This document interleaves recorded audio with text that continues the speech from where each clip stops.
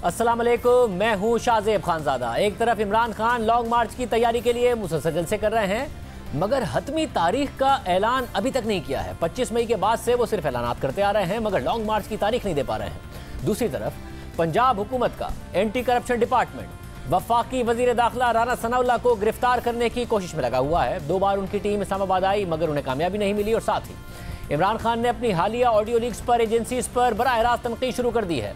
आज रावलपिंडी में अपनी तकरीर में इमरान खान ने कहा कि मैं अपनी एजेंसी से पूछता हूं कि क्या तुम्हारा यह काम रह गया है कि अपने लोगों की जासूसी करो? क्या आपको मुल्क की कोई फिक्र है या नहीं? आपका यह काम रह गया है कि टेलीफोन टैप करके पता करो कि इमरान खान क्या कह रहा है या आजम खान से क्या बात कर रहा है?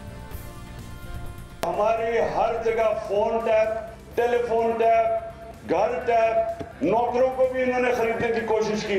अभी तो वो ऑडियो टेप निकल रही है कि प्राइम मिनिस्टर के ऑफिस में वो भी टैप हो रहा था। मैं अपनी एजेंसी से पूछता हूँ कि क्या तुम्हारा ये काम रह गया है कि अपने ऊपर लोगों के ऊपर जासूसी करो? क्या आपका ये काम रह गया है कि जोड़ तोड़ करो कि किसको आप लेके आना और किसको कराना है? क्या आपको कोई फिक्र मुल्क की है या नहीं है? क्या ये काम रह गया कि जी टेलीफोन टैप करके पता चलाओ जरा इमरान खान क्या कह रहा है या आजम खान से क्या बात कर रहे हैं जब वो प्राइम मिनिस्टर था?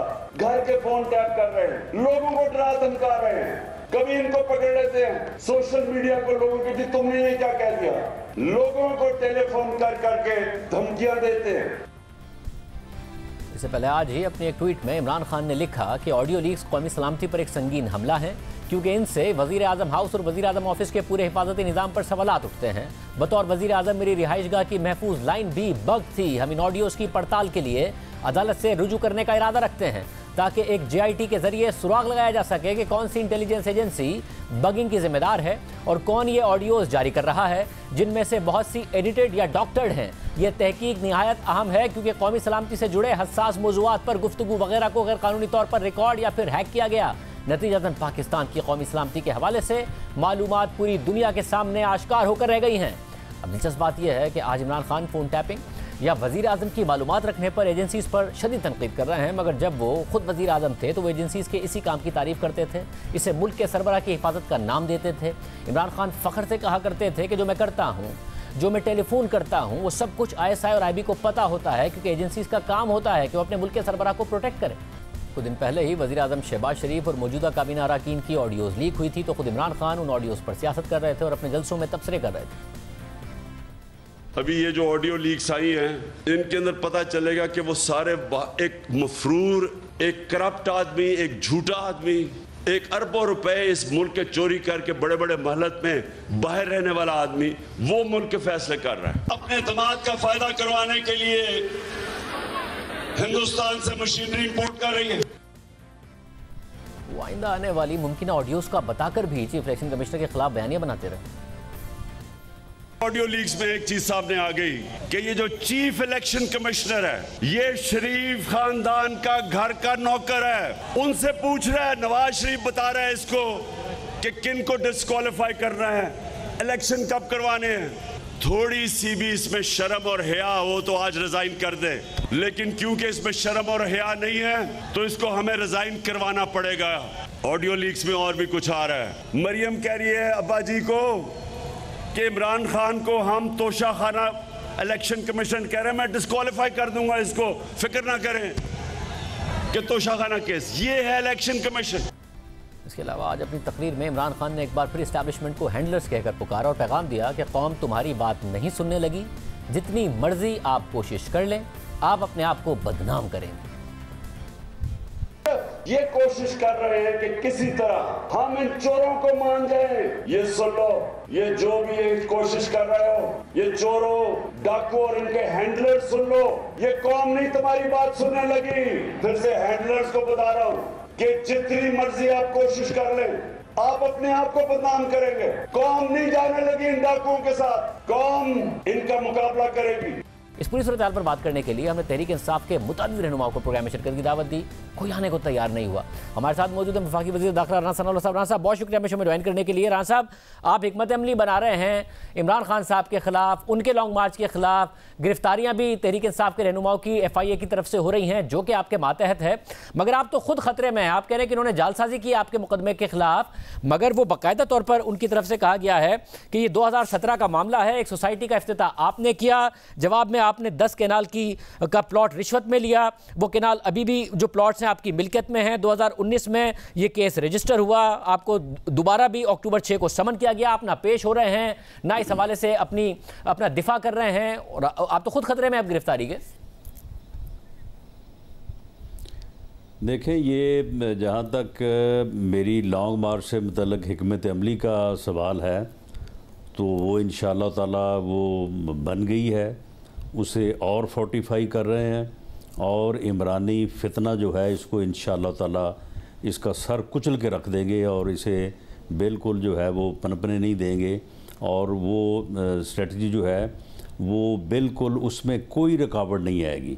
रही बात ये एंटी करप्शन वाली, तो ये ड्रामा कर रहे हैं। आप मुझे बताएं कि जो इन्होंने वारंट हासिल किया है उस पर मेरा एड्रेस तो है फैसलाबाद का, तो मैं तो 2 दिन फैसलाबाद रह के आया हूँ अपने हलके में। मैंने वहाँ जो है वो ओपन बैठा रहा हूँ, लोगों से मिलता रहा हूँ।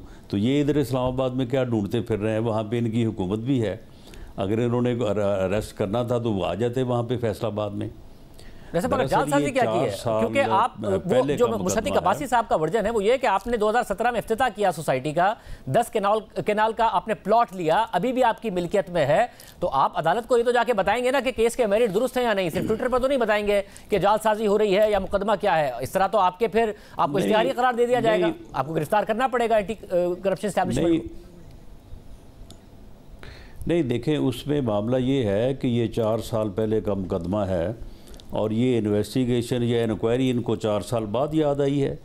इसमें सारा कुछ हो के जो है वो ये मुकम्मल हो चुका है, और इसमें कोई मेरा दूर दूर तक भी है जो है वो इस मामले से कोई तल्लुक़ नहीं। रही बात ये कि किसी हाउसिंग सोसाइटी में प्लॉट ख़रीदना तो कोई जुर्म नहीं है, और ये यहाँ तक इस इल्ज़ाम का तल्लुक़ है जी हमने जो है वो उसमें कोई फ़ीस कम अदा की है, तो फ़ीस इन जो है वो अहमकों को ये नहीं मालूम कि फ़ीस जो है वो जिस आदमी ने रजिस्ट्री करवानी होती है हाउसिंग सोसाइटी उसने अदा करनी होती है, वो ख़रीदार ने अदा नहीं करनी होती। तो उसमें कोई मामला है नहीं। अगर होता तो ये 4 साल में किसी न किसी तर्ज पे, मैं तो उस वक्त अक्टूबर 2019 में था भी जेल में इनके एक जाली और बेबुनियाद मुकदमे में। तो ये सिर्फ़ और सिर्फ एक ड्रामा इन्होंने जो है वो किया है, और इसमें इन्होंने हक़ाइक़ को छुपा के, रिकॉर्ड को टेम्पर करके, अदालत को मिसलीड करके इन्होंने वारंट हासिल किया है। वो हम अदालत से बिल्कुल रुजू करेंगे। अदालत का जो हुक्म है वो सारा आँखों पे बिल्कुल अदालत से रुजू करेंगे, और इनकी वो टेम्परिंग जो है वो सामने लाएंगे। और जो लोग ज़िम्मेदार हैं वफाकी हुकूमत पे जो है इस मुहिम जोई के, तो उनके ख़िलाफ़ इंशाअल्लाह ताला हमने वो सबूत सारा जो इन्होंने रिकॉर्ड में किया है वो इकट्ठा कर लिया है। तो उन ज़िम्मेदारान के ख़िलाफ़ जो है वो हम कार्रवाई करेंगे कानून के मुताबिक। राजा साहब, मुझे ये भी बताइए कि आज मरीम नवाज़ साहिबा ने भी, जो इमरान खान साहब ने तकरीर की, इसके अलावा ट्वीट्स की कि वो अदालत से रुजू करने का इरादा रखते हैं। ये जो फ़ोन टैपिंग हुई है, जिस तरीके से ऑडियोज़ लीक हुई हैं, उन्होंने कहा कि जब खुद होता था तो क्या होता था। इमरान खान साहब के अपने यू टर्न एक तरफ, दायरे उनका माजी में कोई और मौक़िफ़ था, मगर उसूली तौर पर क्या गलत बात कर रहे हैं कि इस मुल्क के वज़ीर आज़म की और जो गुफ्तगू है उसी वो ही प्रोटेक्टेड नहीं है। शहबाज शरीफ साहब ने भी यही बात की है। तो इस पर अगर वो अदालत जाते हैं तो हुकूमत का भी यही मौक़िफ़ नहीं होगा कि अदालत भी इसको मंतकी अंजाम तक पहुंचाए? क्योंकि आप लोग जो तहकीकात कर रहे हैं, लग नहीं रहा है कि आप लोग उस तहकीकात को मंतकी अंजाम तक पहुंचा पाएंगे। या तो आपके पर जल जाएंगे या आगे कुछ नहीं हो पाएगा। तो बेहतर नहीं है कि जो इमरान खान साहब बात कर रहे हैं वो उसूली तौर पर दुरुस्त कर रहे हैं, उनका अपना यू टर्न एक तरफ। देखें शाहजेब, सियासत में और हर चीज़ जो है उसके 2 पहलू होते हैं। एक लीगल पहलू होता है और एक मॉरल पहलू होता है। और कोई भी मामला जो है उसमें अगर आप कोई जुर्म करते हैं, आप कौम से फ्रॉड करते हैं, आप कौम से धोखा करते हैं, तो उस जुर्म की, उस धोखे की, उस फ्रॉड की, उस घटियापन की, जो कि इसकी ऑडियो में जो है वो साफ नज़र आ रहा है कि किस तरह से इसने कौम के साथ जो है वो धोखा किया, किस तरह से फ्रॉडुलेंट तरीके से कौम को जो है ये गुमराह कर रहा है, वो अपनी जगह पे है। उसकी जो एक अखलाकी वैल्यू है, जो सियासी वैल्यू है, उसको आप माइनस नहीं कर सकते। उसकी आपको जवाबदेही करनी पड़ेगी और उसके कंसिक्वेंसेस होंगे हर कीमत पे। बाकी रही बात कि जो लीगल पहलू है, लीगल पहलू ठीक है। अगर किसी ने ये जुर्म किया है तो उसने गलत किया है, इल्लीगल उसने टैपिंग की है, वो अपनी जगह पे जवाबदेह होगा। लेकिन कोई मुजरिम ये नहीं कह सकता कि जी मैं अपने जुर्म का जवाब इसलिए नहीं दूंगा कि आपने तो मेरे ख़िलाफ़ एविडेंस जो है वो आपने टैप कर ली है, जबकि ये करना आपको नहीं चाहिए था। वो अपनी जगह पे इसका जो जुर्म है, इसका जो मौक़िफ़ भी पहले रहा है, तो वो अपनी जगह पे है, उसके कॉन्सिक्वेंसेस हैं, उसका इसको जवाब देना पड़ेगा। और मैं आपको बड़े वसूख से कहता हूँ, हम भी रोज़ आवाम से इन टच हैं, हलकों में हैं। मामला ये है कि इस फितने का जो डैमेज इन ऑडियो टेप के ज़रिए से अब हुआ है, शायद इससे पहले जो है वो कभी नहीं हुआ। लोगों के सामने ये बंदा एक्सपोज हो गया है, लोगों को सामने नजर आ गया है कि ये किस कदर घटिया इंसान है। कि इसकी बात सुबह को और है, दोपहर को और है, शाम को और है, लोगों के सामने और है, पीछे और है। राजा साहब, आप वजीर बनने के बाद पता नहीं लोगों की पल्स सही पढ़ पाते नहीं पढ़ पाते हैं। आप पंजाब के बाई इलेक्शन में भी 20 में से 16 जीत रहे थे, नहीं जीत पाए थे। अब आप वजीर दाखिला बन गए हैं, आप पल्स रीड कर पा रहे हैं, क्योंकि वो रोजाना हल्फ ले रहे हैं और वो कह रहे हैं इतना बड़ा मार्च होगा कि आप रोक नहीं पाएंगे। तो आप अपनी जितनी भी तैयारियां कर रहे हैं, आप कॉन्फिडेंट है आप उनको रोक पाएंगे? वो बड़े कॉन्फिडेंट है कि आप उन्हें नहीं रोक पाएंगे, उल्टा भी लटक जाए, उन्होंने आज कहा आपको एड्रेस करके, तब भी नहीं रोक पाएंगे? नहीं, इसे उल्टा लटका के रोकेंगे। इसे ये जो है ना, ये इसे उल्टा लटकाएंगे और इसको जो है वो रोकेंगे। देखें, मामला ये है कि जो आप इलेक्शन की बात कर रहे हैं, देखिए उसमें इलेक्शन में जो हमारी जो डिफ़िकल्टीज़ थी कि हमने जिन लोगों को टिकट दिया, फिर उसके बाद हमारे अपने लोग जो थे वो तवावन नहीं कर रहे थे, और उन इलेक्शंस में क्या किसी जगह पे 2000 से, किसी जगह पे 4000 से जो है वो मामला जो है वो ऊपर नीचे हुआ। कोई ऐसा तो नहीं हुआ कि वहाँ पे कोई लैंडस्लाइड विक्ट्री जो है वो इनकी हो गई। तो मामला ये है कि अब भी हमें चले, हम अगर समझते हैं कि ये 15-20 हज़ार लोग लेके आएगा, तो चलो ये 25 हज़ार ले आएगा, 30 हज़ार ले आएगा, इतना ही फ़र्क हो सकता है ना, वो और इससे ज़्यादा तो नहीं हो सकता। अगर आप के बकौल के हमको थोड़ा पल्स को पढ़ने में जो है वो कोई कमी बेशी है, तो मामला ये है कि ये जितनी भी तादाद लेके आ सकता है, उसके मुताबिक हमने शाफी बंदोबस्त किया है। राजा 2 लाख आ गए तो फितने को जो है वो इंशाअल्लाह ताला पूरी ताकत से जो है वो रोकेंगे और इसका सर कुचलेंगे। इसको राजा, आपकी तैयारी फिर 25,000 लोगों की है ना? 2 लाख आ गए तो क्या करेंगे? आपकी तो तैयारी फिर 25,000 की है ना? बहरहाल मामला ये है कि वैसे तो खैर जो रेशो है वो फोर्स और मॉब के दरमियान में 1-5 की या 1-10 की होती है। हमारी तैयारी तो बहुत ज़्यादा की है, लेकिन मैं ये आपको बता दूं कि ये इससे ज़्यादा लाने की कैपेसिटी नहीं है इसकी। ये इससे पहले 14 में भी आया था, इससे बाद ये 25 मई को भी आया। ये ऐसे बढ़के छड़के जो है ये लगाता रहता है। जो इसकी तैयारियाँ हो रही हैं, तो क्या आपको क्या ख्याल है कि उन तैयारियों का हमें कोई इल्म नहीं है? हमें कोई एजेंसी जो है वो रिपोर्ट नहीं करते चले। को थोड़ा बहुत 5-10 का फ़र्क हो सकता है, लेकिन इससे ज़्यादा नहीं हो सकता। क्या इत्तलात दुरुस्त है कि वाली बात जो है ना, ये बिल्कुल गलत है। क्या ये बात दुरुस्त है कि कुछ एक दो गिरफ्तारियां ऑडियो लीक के मामले पर की हैं?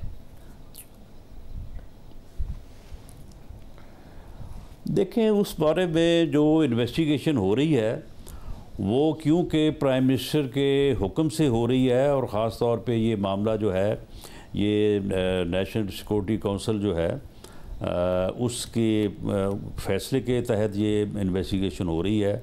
और ये रिपोर्ट जो है, जो इन्वेस्टिगेशन रिपोर्ट है, ये गालबन वहीं पे जो है ये पेश होगी दोबारा, या प्राइम मिनिस्टर साहब को पेश होगी। वो इसे कैबिनेट में लेके जाते हैं या NSC में लेके जाते हैं, तो वहीं से ये फ़ैसला होगा कि इसके किस हद तक इसे ओपन करना है, शेयर करना है, या किस हद तक नहीं करना। तो इसलिए मैं इस बारे में कोई ज़्यादा जो है वो बात नहीं कर सकता, लेकिन ये मैं पूरे वसूख से कह सकता हूँ कि ये इंडिविजुअल केस है।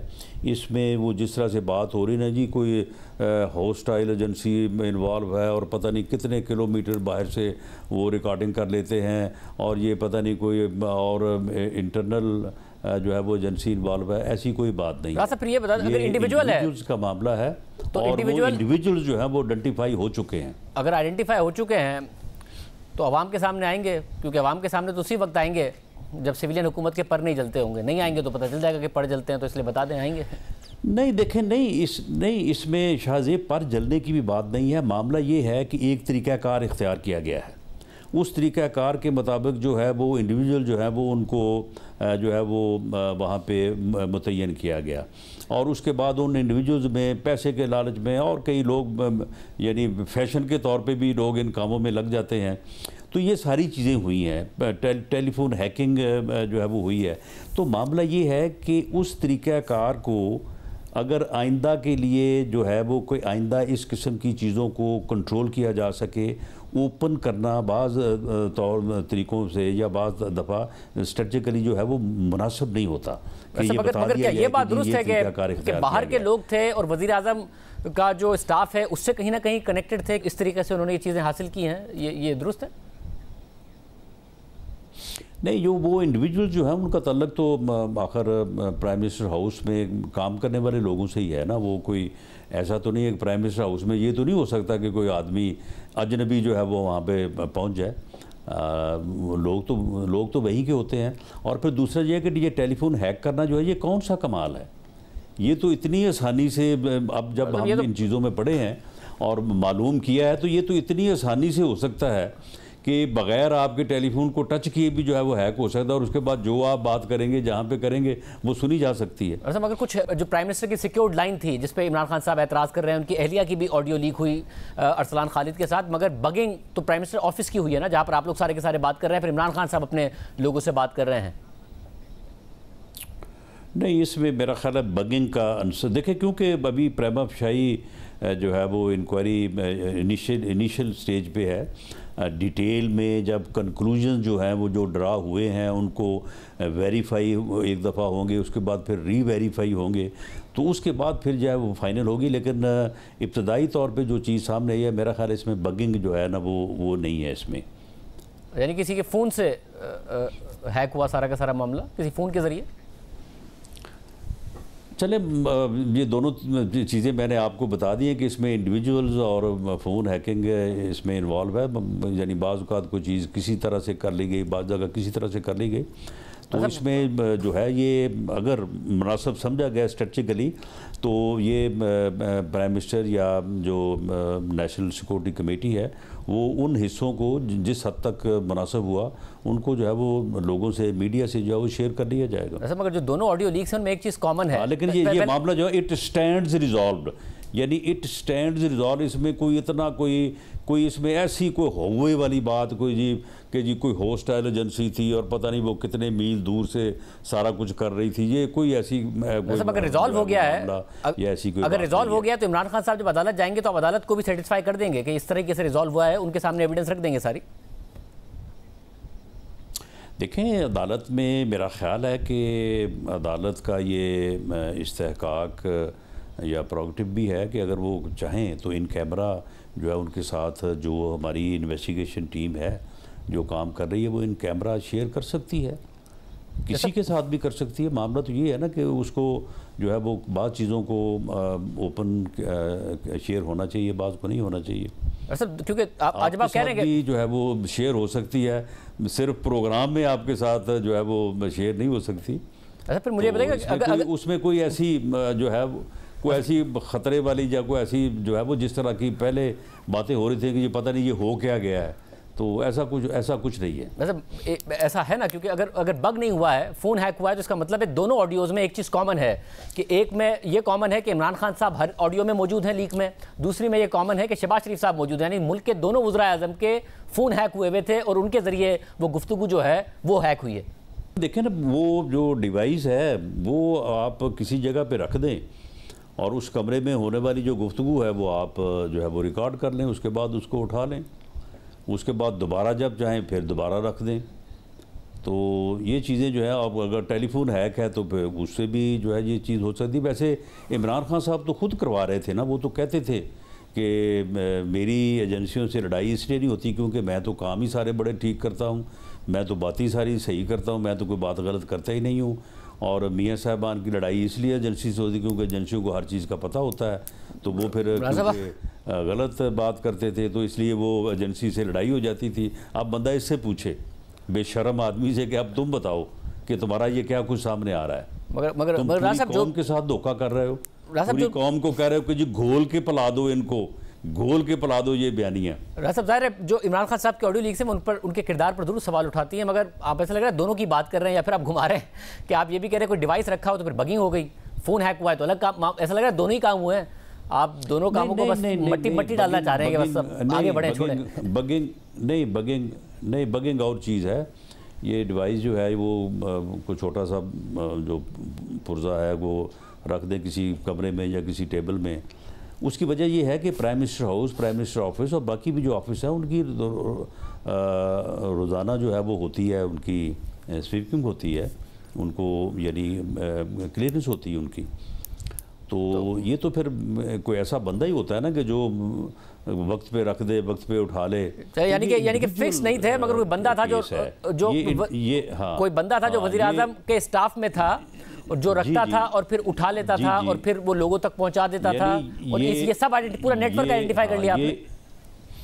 ये इंडिविजुअल केस है, ये इंडिविजुअल केस है और इसमें कोई पीछे कोई एजेंसी या कोई ऐसा मामला जो है वो इन्वॉल्व नहीं है। लोग पैसे की खातर भी और दूसरी चीज़ों की खातर भी जो है वो इस किस्म का जो है वो गुमराह हो जाते हैं और गलत काम जो है वो करने पे शुरू हो जाते हैं। राजा मुझे क्यों लग रहा है कि इंडिविजुअल केस का चीज़ अलार्मिंग थी वो जो है वो नहीं है। राजा मुझे क्यों लग रहा है कि इस इंडिविजुअल का और इस इंडिविजुअल केस का अब आपको कभी सच पता चलेगा नहीं, जैसे बहुत सारी चीज़ों का आज तक नहीं पता चला, चलेगा नहीं पता।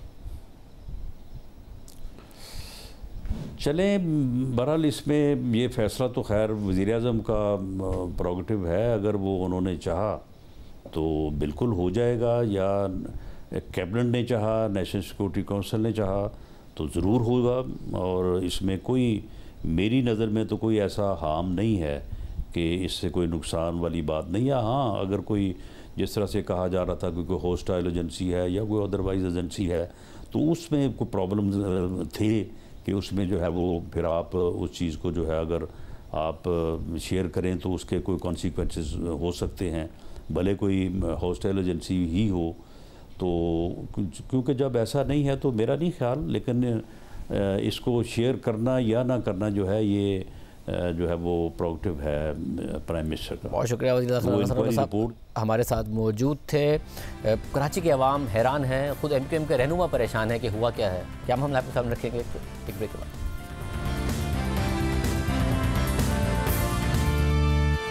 2016 में एक शख्स की वजह से मुत्तहिदा कौमी मूवमेंट टूट गई थी। MQM लंदन और MQM पाकिस्तान में तकसीम हो गई थी और वो शख्स कोई और नहीं, मुत्तहिदा के कायद और बानी अल्ताफ हुसैन थे।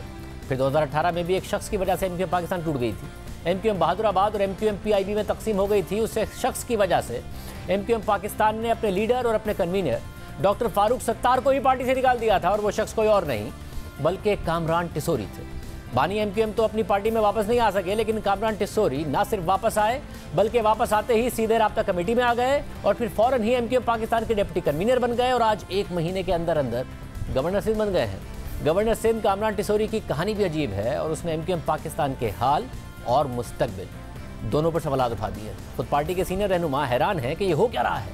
कामरान टिसोरी MQM के रहनुमा हैं, MQM के नामजद करदा गवर्नर हैं, मगर MQM में ही ऐसे लोग हैं जो उनसे सख्त नाराज़ हैं। कामरान टिसोरी की वजह से अपनी पार्टी से भी नाराज़ हो गए हैं, लेकिन इस सब के बावजूद कामरान टिसोरी आज सिंध के गवर्नर हैं। कामरान टिसोरी के MQM में आने, निकाले जाने, फिर वापस आने और अचानक गवर्नर सिंध बन जाने की पूरी कहानी आपके सामने रखते हैं। माजी में एक बिजनेसमैन के तौर पर कामरान टिसोरी पर करप्शन के इल्जामात लगते रहे। उन पर पीपल्स पार्टी के दौर में करप्शन और सरकारी ज़मीन कम कीमत पर हासिल करने के 4 मुकदमात दायर किए गए।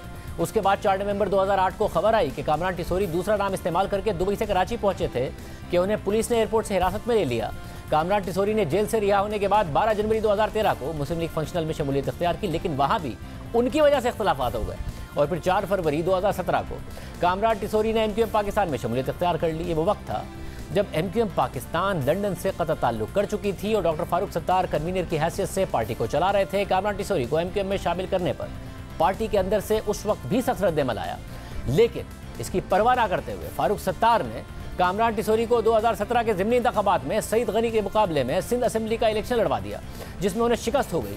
लेकिन इसके बावजूद कामरान टिसोरी राब्ता कमेटी में भी रहे और डिप्टी कन्वीनर भी बन गए। पार्टी में एतराज़ात होते रहे मगर फारूक सत्तार उनको नज़रअंदाज करते रहे और 2017 के आखिर में कामरान टिसोरी के पार्टी छोड़ने की खबरें आई तो डॉक्टर फारूक सत्तार की वालदा ने 4 दिसंबर को खुद कामरान टिसोरी के घर जाकर उन्हें मनाया।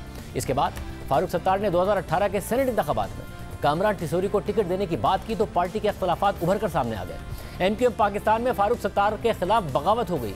इख्तिलाफात पार्टी इजलासों से निकलकर मीडिया तक आ गए। 5 फरवरी 2018 को खालिद मकबूल सिद्दीकी ने कामरान टिसोरी को राब्ता कमेटी से निकालने और उनकी रुकनियत 6 माह तक मुअत्तल करने का ऐलान कर दिया। 90% से ज़ायद राब्ता कमेटी ने फैसला किया है कि कामरान टिसोरी भाई अब राब्ता कमेटी के मेंबर नहीं है। कामरान टिसोरी भाई को 6 महीने के लिए मुअत्तल किया है। हमारे कारकुनान ये सवाल करते हैं कि ऐसी कौन सी मजबूरी है एमक्यूएम की, कौन सी कमजोरी है एमक्यूएम की, ऐसा क्या कमाल है कामरान टिसोरी भाई में कि उनको आप लोगों ने इतनी तसलसल के साथ भी तंजीम की खिलाफ वर्जियों में 1 घंटे के लिए भी मुअत्तल नहीं किया। अब आज खालिद मकबूल सिद्दीकी साहब ही बताएं कि ऐसा क्या कमाल है कामरान टिसोरी में, क्योंकि 8 फरवरी 2018 को कामरान टिसोरी को सेनेट का टिकट देने के लिए फारूक सत्तार के इसरार पर फैसल सब्जवारी ने कहा कि MQM is not for sale. Kamran Tessori भाई के हवाले से जो फरमाइश होती है, जो कि फारूक भाई की नहीं कामरान भाई की ही होती है, फारूक भाई से कहलवाई जाती है कि उन्हीं को सामने रख के फैसले हों, उन्हीं को सामने रख के फैसले वापस लिए जाएं, वो अब हमने मानने से इनकार कर दिया। मेरिट क्या है? मेरिट कुछ नहीं। MQM is not for sale. आज तो फारूक सत्तार पार्टी में नहीं है तो फिर मेरिट क्या है? और फिर कामरान टिसोरी की सेनेट के लिए नामजदगी का मसला इतना बढ़ गया था कि 11 फरवरी 2018 को एमक्यूएम पाकिस्तान ने फारूक सत्तार को कन्वीनर के ओहदे से ही हटा दिया और कहा कि अब वो पार्टी के कारकुन हैं। आज हम तमाम लोग इंतहाई बोझल दिल के साथ, इंतहाई तकलीफ के साथ, फारूक सत्तार भाई हमारी पार्टी के कारकुन हैं। 12 फरवरी को खालिद मकबूल सिद्दीकी और फारूक सत्तार हमारे प्रोग्राम में आमने सामने बैठे थे और कामरान टिसोरी से मुताल्लिक क्या गुफ्तगू हुई, देखिए। कामरान टिसोरी को जिस तरह 1 साल में फारूक भाई ने चलाया है, तंजीम में जगह दी है और जिस तरह बढ़ाया है, उसके बाद बहुत सारे सवालात खड़े हो चुके थे। हम कई बार फारूक भाई से पूछ चुके हैं कि फारूक भाई आखिर ऐसा क्या है? आपने तो उनको एक तरह से डिप्टी कन्वीनर नहीं को कन्वीनर बना दिया है। पार्टी के लोगों ने कहा भाई फारूक भाई के पास जो इख्तियारात है समझो कामरान टिसोरी की जेब में है, तो वो महफूज है या आपके पास होंगे तो महफूज होगा। ये एमक्यूएम में -2 के फार्मूले पर अमल हो रहा है। मैं खालिद मकबूल सिद्दीकी भाई और पूरी जो नाम नहादी है राब्ता कमेटी, जिसे कल जनरल असेंबली ने बर्खास्त कर दिया, उन्हें तहलील कर दिया, मैं उनसे हाथ जोड़ के ये कहता हूँ कि वो किसी का आलाए कार बन रहे हैं। और फिर 14 फरवरी को वसीम अख्तर ने हमारे प्रोग्राम में कहा कि सारी पार्टी एक तरफ और कामरान टिसोरी एक तरफ। राब्ता कमेटी का फैसला है कि कामरान टिसोरी को निकाल दिया जाए तो फिर फारूक सत्तार को सरबराह बनाने पर गौर किया जा सकता है। एक शख्स के पीछे आप पूरी पार्टी को छोड़ के अलग खड़े हो जाओ, क्या मजबूरी है? ऐसा आप क्योंकि बहुत पुराना जानते हैं फारूक सत्तार साहब को। मैं भी नहीं समझ सका ये। नहीं, आपको पता हो? नहीं, मुझे नहीं पता। अगर पता होता तो मैं बता देता। तो पूछा तो होगा आपने फारूक भाई, ऐसी क्या समझ में आता नहीं, कुछ समझ में नहीं आता। पूरी पार्टी एक क्या सच है? उन्होंने कहा कि वो पता नहीं कोई बात हो रही थी कि टिकट टिसोरी नहीं तो मैं भी नहीं, मैं जा रहा हूँ, ऐसा हुआ? हाँ, बहुत दफा हुआ। क्या ये ऑन टेबल ऑफर है कि टिसोरी को माइनस करें, वापस आए, कन्वीनर बने? राब्ता कमेटी का यही डिसीजन है कि जिस वजह से ये मामलात खड़े हुए हैं, ये खराबियां पैदा हुई हैं, उस शख्स को माइनस करें and then we should go on. और फारूक भाई वापस आ जाए। मेरे ख्याल में राब्ता कमेटी पार्टी के सरबराह बन जाए, ये राब्ता कमेटी डिसाइड करेगी। फारूक सत्तार तो वापस नहीं आए और बाकायदा ट्वीट करके वसीम अख्तर साहब ने कामरान टिसोरी को गवर्नर बनने पर मुबारकबाद दी। कामरान टिसोरी पर इल्जामात और एमक्यूएम के अंदर शदीद इख्तिलाफात का नतीजा ये निकला कि सेनेट के लिए एमक्यूएम के 4 में से सिर्फ 1 उम्मीदवार फरोग नसीम कामयाब हुए और कामरान टिसोरी समेत 3 उम्मीदवार हार गए। इस शिकस्त के बाद पार्टी में सियासी तूफान तो आया, लेकिन 2 महीने के अंदर अंदर हालात ने पलटा खाया फारूक सत्तार बहादुराबाद मरकज़ पहुंचे और पुराने साथियों के साथ मिल बैठे।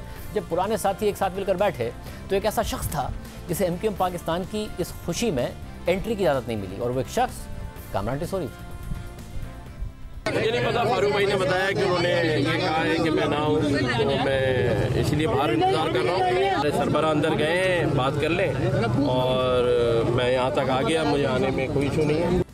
सारे अरसे के दौरान कामरान टिसोरी भी मीडिया पर आकर MQM की क़यादत पर संगीन इल्ज़ामात लगाते रहे। कि मैं समझता हूं कि खालिद मकबूल सिद्दीकी भाई भी हिदायतें ले रहे हैं, और उस प्रेस कॉन्फ्रेंस में भी उनके दाएं और बाएं से उनको पर्चियां और उनके कान में बातें की जा रही हैं। मैं कहता हूं खालिद मकबूल सिद्दीकी भाई को पहले भी मैंने कहा है कि ये राब्ता कमेटी अपना एतमाद खो चुकी है। उन्हीं लोगों के हाथों गवर्नर सिंध बन गए हैं। इसके बाद 25 जुलाई 2018 को आम इंतखाबात हुए, जिनमें कामरान टिसोरी ने आज़ाद उम्मीदवार की हैसियत से हिस्सा लिया और हार गए। लेकिन MQM को भी कौमी असेंबली की 21 में से सिर्फ 4 नशिस्तें हासिल हुई। पार्टी के अंदर इख्तलाफात चलते रहे। बिलाखिर 9 सितंबर 2018 को MQM पाकिस्तान ने अपने दूसरे लीडर से भी ताल्लुक़ इख्तियार कर लिया और डॉक्टर फारूक सत्तार को पार्टी से निकाल दिया। इसके बाद कई बार फारूक सत्तार की पार्टी में वापसी की बात हुई, मगर उन्हें हर बार वाज़ेह तौर पर बता दिया गया कि कामरान टिसोरी बतौर कारकुन तो पार्टी में आ सकते हैं, बतौर रहनुमा नहीं आ सकते। इस दौरान इमरान खान की हुकूमत चली गई। 11 अप्रैल 2022 को इमरान इस्माइल ने गवर्नर सिंध के ओहदे से इस्तीफा दे दिया। MQM नई हुकूमत की भी इत्तेहादी बन गई और फैसला किया गया कि गवर्नर सिंध का ओहदा MQM को दिया जाएगा। 2 मई 2022 को खबर आई कि MQM ने गवर्नर सिंध के लिए नसरीन जलील, आमिर खान, वसीम अख्तर, किश्वर ज़ेहरा और आमिर चिश्ती के नाम तजवीज़ किए हैं। फिर 8 मई को खबर आई कि वज़ीर आज़म शहबाज शरीफ ने नसरीन जलील को गवर्नर सिंध बनाने की समरी सदर मुमलिकत डॉक्टर आरिफ अलवी को भेज भी दी है। MQM ने इस बात पर खुशी और फ़ख्र का इजहार भी किया, तनकीद करने वालों को सख्त जवाब भी दिया, लेकिन फिर इस मामले पर तवील खामोशी छा गई। और फिर अचानक 9 सितंबर 2022 को, यानी फारूक सत्तार को MQM से निकाले जाने के पूरे 3 साल बाद, कामरान टिसोरी पार्टी में अचानक वापस आ गए। राब्ता कमेटी में भी अचानक शामिल हो गए, फिर अचानक डिप्टी कन्वीनर भी बन गए। इस पेशरफ्त पर भी MQM पाकिस्तान के अंदर से मुज़ाहमत हुई, सीनियर रहनुमाओं के नाराज़ होने की खबरें सामने आई, मगर मौजज़ाती तौर पर कामरान टिसोरी 1 महीने के अंदर अंदर गवर्नर सिंध बन गए। 9 अक्टूबर को, यानी कल, ये खबर आ गई कि MQM ने गवर्नर सिंध के लिए कामरान टिसोरी और अब्दुल वसीम के नाम वज़ीर आज़म को भेजे थे, जिनमें से कामरान टिसोरी को गवर्नर सिंध बना दिया गया है। गुज़िश्ता रोज़ प्रोग्राम नया पाकिस्तान में MQM के रहनुमा ख्वाजा ज़ारुल हसन ने इस बारे में जब उनसे सवाल हुआ तो ख्वाजा ज़ारुल हसन ने सदर, वफाकी हुकूमत और इस्टेब्लिशमेंट की क्लियरेंस की बात कर दी और कहा कि पाकिस्तान में और कौन सा ओहदा मेरिट पर दिया गया है। वो नाम और भेजे गए, अब्दुल वसीम भाई और कामरान भाई। तो अब्दुल वसीम भाई भी हो सकते थे, कामरान भाई भी हो सकते थे, लेकिन जाहिर है ये प्रोरोगेटिव प्रेसिडेंट साहब का और विफाकी एस्टैब्लिशमेंट और विफाकी हुकूमत की क्लियरेंस का मामला था, कामरान भाई का नाम आ गया। कौन सा ऐसा ओहदा है जो कि बड़ा मेरिटोरियस रहा और उस पर मेरिटोरियस शख्स लगा हुआ है? MQM उनकी मेरिट को दिफा नहीं कर पा रही है, जबकि इससे पहले फारूक नसीम के लिए भी MQM कहती रही कि वो हमारे कोटे पर वजीर नहीं बने। हम क्यों कहते हैं कि हमारा एक वजीर है, कि कोटे में जो 2 वजारतें थी उनमें से हमारी एक वजारत है, और फरूक भाई की वजारत वो उनकी काबिलियत की वजह से मिली है। अब कामरान टिसोरी किसके कोटे पर गवर्नर बने हैं, ये पूछने के लिए आज हमने MQM से खालिद मकबूल सिद्दीकी साहब को, आमिर खान को, वसीम अख्तर को दावत दी, जबकि गवर्नर सिंध कामरान टिसोरी को भी दावत दी, किसी ने जवाब नहीं दिया। हमें बड़ी शामिल करते। स्टेट बैंक ने आज मॉनेटरी पॉलिसी का ऐलान करते हुए शरह सूद को 15% पर बरकरार रखा है। सैलाबों के बाद जो करंट अकाउंट खसारे में बेपनाह इजाफे के खतरात का अंदेशा जाहिर किया जा रहा था, स्टेट बैंक के मुताबिक वो भी कंट्रोल में रहने का इम्कान है और करंट अकाउंट खसारा GDP का 3% तक रहने की उम्मीद है। इसके अलावा आज स्टेट बैंक ने यह भी वाजे किया है कि रुपए की कदर में जो बेहतरी आ रही है उसके लिए स्टेट बैंक ने मार्केट में डॉलर्स बेचकर कोई मुदाखलत नहीं की है। गवर्नर स्टेट बैंक ने मजीद कहा कि रुपए की कदर में बेहतरी सट्टेबाजों पर क्रैकडाउन और इनफॉर्मल करेंसी मार्केट में एक्शन लेने की वजह से है। इसके अलावा इंटरबैंक में इस वक्त डॉलर की सप्लाई बहुत बेहतर है। 3 आलमी मालियाती इदारे पाकिस्तान को 4 अरब डॉलर देंगे। एशियाई तरक्याती बैंक 1 अरब 50 करोड़ डॉलर देगा, वर्ल्ड बैंक 1 से 2 अरब डॉलर देगा और Asian infrastructure investment bank 50 crore dollar देगा। इसके लिए एशियाई तरक्याती बैंक 25 अक्टूबर को कर्ज मंजूरी के लिए इजलास मुनक्किद करेगा। सितंबर के महीने में भी IMF के तमाम अहदाफ हासिल कर लिए गए हैं, यानी आज भी रुपया मुसलसल 12वें दिन डॉलर के मुकाबले में ऊपर गया। 1 रुपये 95 पैसे की बेहतरी से 217 रुपये 97 पैसे का हो गया। इस पर गवर्नर स्टेट बैंक ने इन अफवाहों की नफी की है कि स्टेट बैंक ने मार्केट में डॉलर बेचकर मुदाखलत की है। इसके साथ साथ आज मॉनेटरी पॉलिसी स्टेटमेंट के मुताबिक हालिया सैलाबों ने मुआशी इशारियों को बदल दिया है, मगर अब भी इसके नुकसानात का तखमीना लगाया जा रहा है और जो मालूमात अब तक दस्तियाब हैं इसके मुताबिक मॉनेटरी पॉलिसी कमेटी समझती है कि मौजूदा मॉनेटरी पॉलिसी स्टांस को बरकरार रखा जाए और महंगाई और तरक्की के दरमियान तवाज़ुन को मैनेज किया जाए। स्टेट बैंक के मुताबिक एक तरफ सप्लाई शॉक्स की वजह से खाने पीने की अशिया में मजीद महंगाई का सामना रह सकता है, मगर दूसरी तरफ मुआशी सरगर्मियों में कमी की वजह से डिमांड में कमी महंगाई को नीचे लाने का बाइस बनेगी, जिसकी वजह से स्टेट बैंक शरह सूद को बरकरार रख रहा है। मॉनेटरी पॉलिसी स्टेटमेंट के मुताबिक सैलाबों के बाद दस्तियाब मालूमात के मुताबिक मईशत की तरक्की की शरह सैलाब से पहले का 3 से 4% तरक्की का टारगेट हासिल नहीं कर सकेगी और अब तरक्की 2% तक रहने का इम्कान है, जबकि सैलाब के बाद करंट अकाउंट खसारे में कम इजाफे की उम्मीद है, क्योंकि सैलाब के बाद खाने पीने की अशिया और कपास की दरामद में तो इजाफा हो सकता है और साथ टेक्सटाइल बरामदात में भी कमी मुतवक्को है, मगर डोमेस्टिक डिमांड में कमी और दुनिया में कमोडिटी प्राइसेस में कमी दरामदात को नीचे लाएगी, जिससे करंट अकाउंट खसारे पर दबाव कम होगा। स्टेट बैंक के मुताबिक डिमांड में कमी के वाज़े इशारे जुलाई और अगस्त में सीमेंट, पेट्रोलियम मसनूआत और गाड़ियों की फरोख्त में कमी से वाज़े हैं और इसके अलावा बिजली की पैदावार में भी मुसलसल 3 माह से कमी देखी गई है और अगस्त में बिजली की पैदावार गुज़िश्ता बरस से 12.6% कम रही, जबकि लार्ज स्केल मैन्युफैक्चरिंग में जुलाई में 1.4% की कमी देखी गई है। गुज़िश्ता 3 माह में तिजारती खसारे में कमी देखी गई है और सितंबर में तिजारती खसारा गुज़िश्ता बरस के मुकाबले में 30.6% कम होकर $2.9 अरब रहा और इसमें एनर्जी और नॉन एनर्जी दोनों की दरामदात में कमी ने अहम किरदार अदा किया, जबकि बरामदात मुस्तहकम रही। सैलाब से होने वाले नुकसानात से चावल की बरामदात और टेक्सटाइल सेक्टर पर मनफी असरात आने की तवक्को है, मगर दरामदी बिल में कमी, दुनिया में कमोडिटीज़ की कीमतों में कमी और सैलाब मुतासरीन के लिए बैनुल अक़वामी इमदाद इस असर को ज़ाइल कर देंगे, जिसकी वजह से ज़र मुबादला के ज़खायर में इजाफे की तवक्को की जा सकती है।